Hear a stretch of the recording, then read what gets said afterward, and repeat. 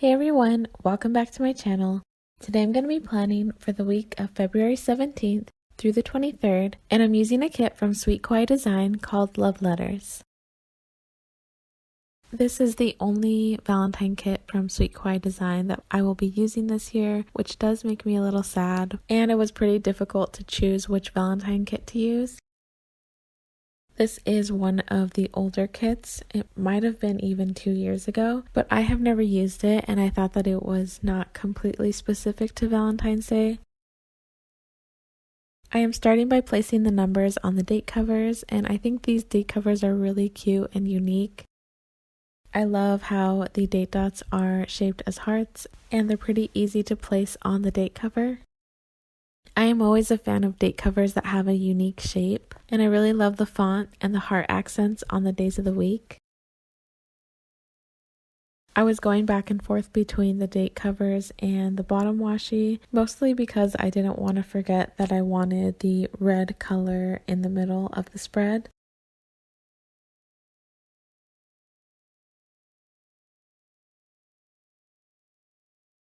Moving on to the sidebar, I am starting at the top with the functional full box that I like to use to write the highlights of the week.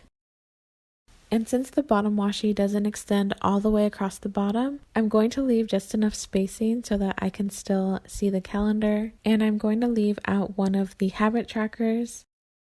I always used to track water in this planner, but now since I am using my fitness planner, I am tracking water in that planner, so I don't need to utilize 3 habit trackers, and it just makes the spacing work better when I am trying to see the calendar still. I haven't used a weekly kit from Sweet Kawaii Design since the very first week of January, so I did feel a little slow and I had to cut out a lot of long pauses. It's interesting how my mind has to shift a little bit when I'm using a weekly kit versus a monthly kit. And not only that, but this kit is an older format, so there are a lot more half boxes and quarter boxes, and I really want to utilize all of them. So I was really trying to figure out the best way to do that. The interesting thing about this kit is there are 3 shades of purple, and if I wanted to color block, 5 of the 7 days would be all purple. And when I looked at all the pink stickers, I realized that I wouldn't be able to fit all of the pink stickers in one day. So I knew I had to stay away from color blocking and try my best to mix all the stickers. I wanted all the checklists at the top to at least make that part a little easier. And then my main focus was to spread all of the pink stickers throughout the week, since this is a primarily purple kit. I love how my spread for the Yeti kit turned out, so I am kind of following that layout in this spread. Whenever I am trying to mix up all the colors throughout the week, I always start with the colors that repeat, and in this kit there are 2 shades of purple that repeat, and I just try to make sure that there is 1 set on each page so that they are spread out pretty nicely. And then I can decide where the 3 remaining colors are going to go. For this week, the only thing that I know for sure will be happening is our workout days on Monday and Friday, so I wanted to use the more functional full boxes on those days. But other than that, I'm just trying to use up every single sticker, and I'm paying close attention to the colors that I'm using. I hope you all had a nice Valentine's Day.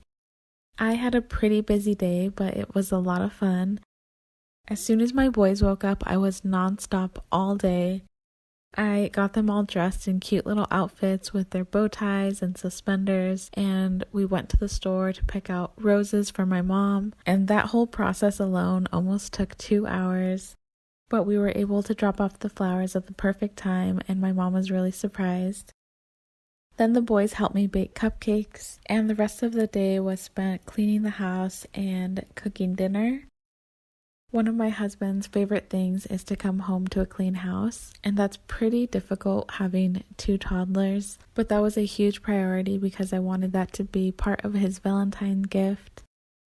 And for dinner, my parents and my siblings came over and I made this Cheesecake Factory copycat recipe.